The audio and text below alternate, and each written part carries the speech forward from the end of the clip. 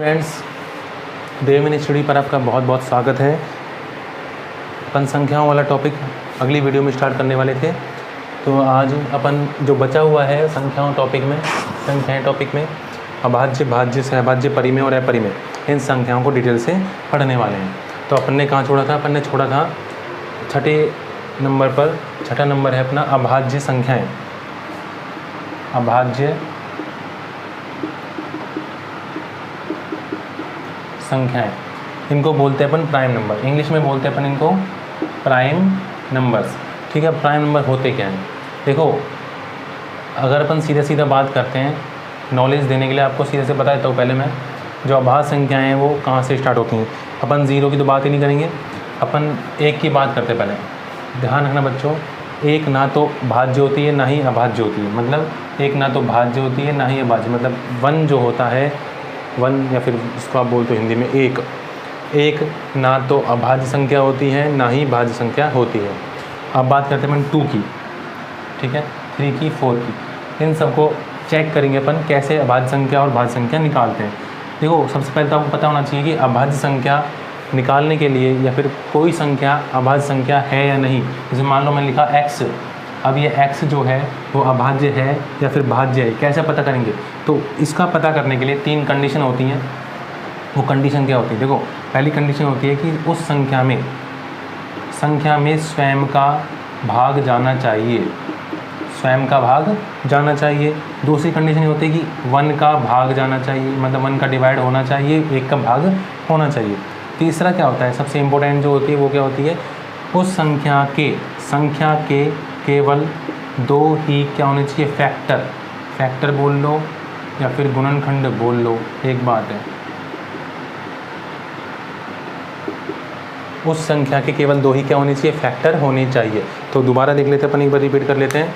अभाज्य संख्याओं के बारे में अगर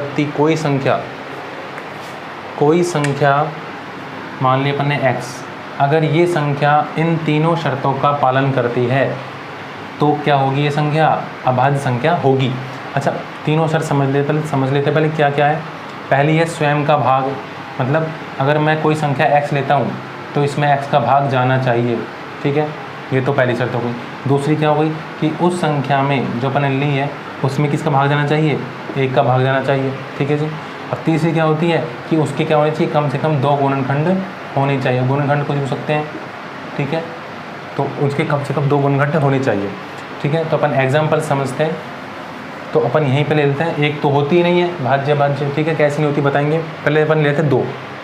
ठीक है जी, तो एग्जाम्पल लेते हैं पहले 2 का। अपन ने क्या लिया? 2 लिया। ठीक है, 2 एक संख्या ली, इस पर लगाते तीनों कंडीशन। पहली कंडीशन क्या है? स्वयं का भाग। क्या 2 में 2 का डिवाइड जाता है? बिल्कुल जाता है। 2 एकम 2, कितनी बार गया? 1 बार। तो पहली कंडीशन क्या हो रही है? सेटिस्फाई हो रही है।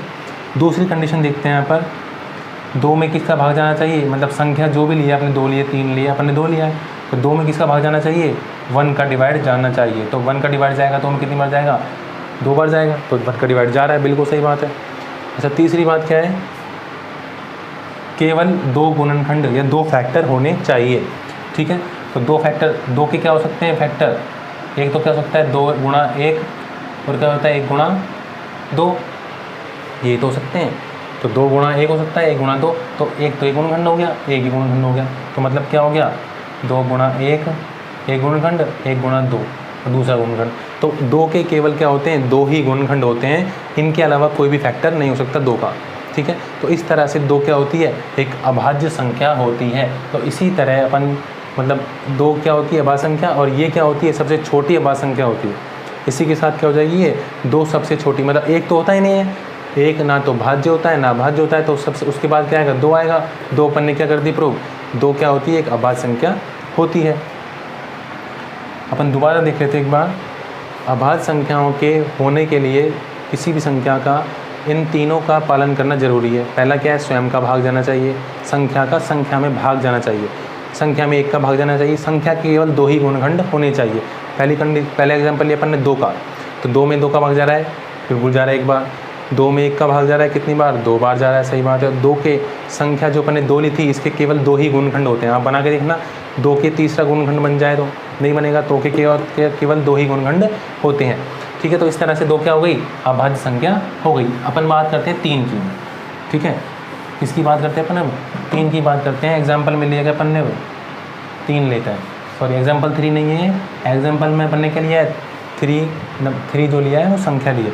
अच्छा, पहली कंडीशन क्या है बेटा कि स्वयं का भाग जाना चाहिए। क्या 3 में 3 का भाग नहीं जाता, बिल्कुल जाता है। कितनी बार जाता है, 1 बार जाता है। दूसरा देखते हैं, क्या 3 में 1 का डिवाइड नहीं जाता, जाता है, बिल्कुल जाता है। कितनी बार जाएगा 1 का भाग, 1 एकम 1, 1 दूनी 2, 1 तिया 3, कितनी बार जाएगा, 3 बार जाएगा। ठीक है, अच्छा अब बात करते हैं अपन से गुणनखंड की। 3 के गुणनखंड क्या हो सकते हैं, 1 गुणा 3 हो सकता है और 3 गुणा 1 हो सकते हैं। ये 2 ही तो गुणनखंड होंगे बस, तो इसका मतलब क्या हो गया, इसके भी केवल 2 ही गुणनखंड हो सकते हैं। तो इस तरह ये भी क्या करता है, अभाज्य संख्याओं के तीनों शर्तों का पालन करता है। कौन, 3। इस तरह 3 भी क्या एक अभाज्य संख्या होती है। अब बात करते हैं अपन 4 की। इसकी बात करते हैं, 4 की बात करते हैं। ठीक है जी, अपन 4 की बात करते हैं। आपको पता चल गया 2 भी अभाज्य, 3 भी अभाज्य, 1 ना तो अभाज्य ना तो भाज्य होता है ना भाज्य होता है। एग्जाम्पल में लेते हैं, अब क्या 4 लेते हैं। ठीक है, अच्छा 4 क्या होता है, पहली कंडीशन लेते हैं। पहले कंडीशन स्वयं का भाग, उस हर संख्या में स्वयं का भाग जाता ही जाता है, वो भी 1 बार जाता है। ठीक है जी, दूसरा लेते हैं 4 में 1 का भाग जाएगा, बिल्कुल 4 बार जाएगा। तीसरी कंडीशन जो है इसकी क्या होना चाहिए, 2 फैक्टर होने चाहिए। लेकिन यहाँ पर अपन देखते हैं तो 4 के एक तो ये गुणनखंड होता है, एक ये गुणनखंड होता है और एक एक्स्ट्रा में ये गुणनखंड होता है 2 गुणा 2, 2 दूनी 4 भी होता है, 4 एकम 4, 4 एकम 4 होता है। लेकिन अपने पास ये इन तीनों में से एक अगर एक्स्ट्रा आ रहा है, मतलब क्या हो गया, इस 4 के 3 गुणनखंड हो गए। लेकिन अपन को अभाज्य संख्याओं की तीसरी कंडीशन में साफ साफ लिखा हुआ है, इसमें केवल 2 ही फैक्टर होने चाहिए, केवल 2। यहाँ पर कितने हो गए, 3, इसलिए 4 क्या है, अभाज्य संख्या नहीं है। इसलिए 4 अभाज्य संख्या नहीं है। 4 अभाज्य संख्या नहीं है, इसका मतलब क्या हो गया, 4 कैसी संख्या होगी, भाज्य संख्या होगी। तो इस तरह से आपको पता चल गया होगा कि अभाज्य संख्याओं के होने के लिए 3 कंडीशन जरूरी होती है। पहला स्वयं का भाग जाना चाहिए, दूसरा 1 का भाग जाना चाहिए और तीसरा केवल 2 ही फैक्टर होने चाहिए। तो इस तरह से एक ना तो भाज्य होती है ना भाज्य होती है, दूसरा 2 और 3 दोनों क्या संख्याएं हैं, अभाज्य संख्याएं हैं, और चौथा जो 4 जो होता है वो भाज्य होता है, ना कि अभाज्य नहीं होता। अपन बात करते हैं अगली संख्या की, इसका नाम है भाज्य संख्या। इसका नाम क्या है, भाज्य संख्या। इसकी कंडीशन होती है, इसकी भी 3 होती हैं। ठीक है, 7वां नंबर अपना भाज्य संख्या। भाज्य संख्या का इंग्लिश में बोलते अपन क्या, कंपोजिट नंबर। क्या बोलते हैं, कंपोजिट नंबर बोलते हैं। ठीक है जी, अच्छा कंपोजिट नंबर तो बोलते हैं, लेकिन ये होती क्या है, देखो भाज्य मतलब जिसमें भाग जाए। ठीक है, भाज्य मतलब जो भाजित हो सके। ठीक है, अच्छा कंडीशन क्या होती है, कंडीशन की बात करते हैं। फर्स्ट कंडीशन, इसमें भी 3 कंडीशन होती हैं, फर्स्ट, सेकंड, थर्ड। फर्स्ट क्या होती है कि स्वयं का भाग जाना चाहिए, स्वयं का भाग जाना चाहिए। दूसरी कंडीशन 1 का भाग जाना चाहिए और तीसरी कंडीशन होती है 2 से अधिक गुणनखंड, 2 से अधिक फैक्टर होने चाहिए। फैक्टर या फिर हिंदी में बोलते हैं आप गुणनखंड। ठीक है जी, तो गुणनखंड होने चाहिए।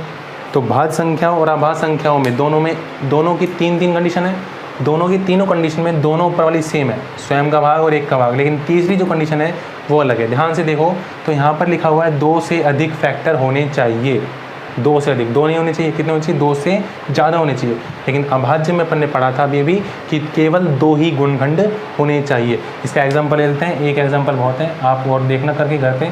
एग्जाम्पल में ले लेते हैं अपन कौन सी संख्या, 4 ले लेते हैं। कंडीशन फर्स्ट, सेकंड और थर्ड। फर्स्ट कंडीशन होती है संख्या जो अपन ने ली है उसमें संख्या का भाग जाना चाहिए, बिल्कुल जाएगा 1 बार। संख्या जो अपन ने ली है उसमें 1 का भाग जाना चाहिए, बिल्कुल जाएगा 4 बार। संख्या जो अपन ने ली है उसके 2 से ज़्यादा गुणनखंड होने चाहिए, और अपन ने देखा था अभी कि इसके 2 से ज़्यादा गुणनखंड होते हैं। कितने होते हैं, 3 होते हैं, सॉरी 1 2 3। तो यहाँ पर कितने गुणनखंड हो गए, इसके 3 गुणनखंड हो गए। कौन कौन से, 4 गुणा 1, 1 गुणा 4 और 2 गुणा 2।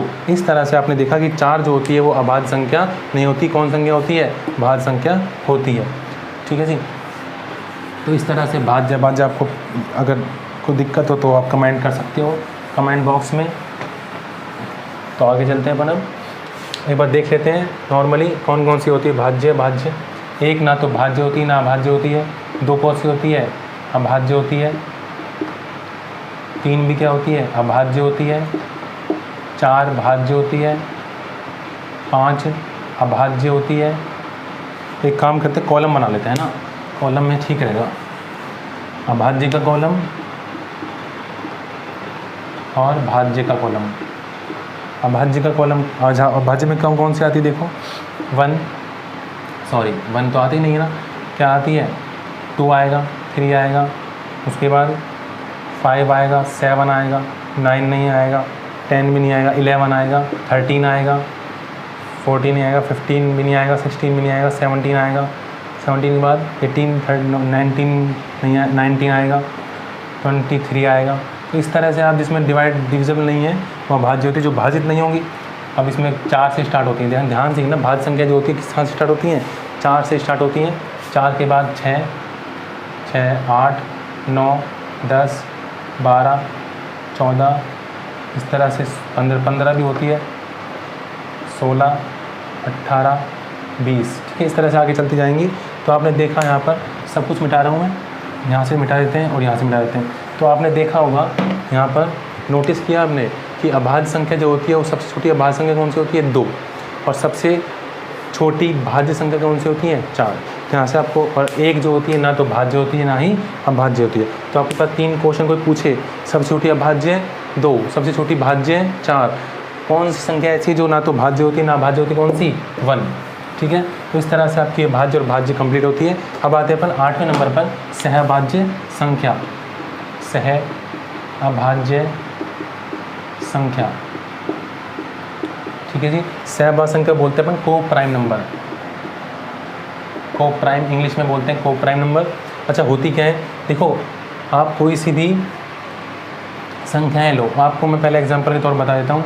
जैसे अपन ने लिया 4 और 2, अगर अपन क्या में से निकालते, क्या निकालते हैं में से, इंग्लिश में बोलते हैं HCF, ठीक है, एक ही बात है। तो दोनों में मतलब में से निकालेंगे तो क्या आएगा, दोनों का में से 2 आएगा, ठीक है जी।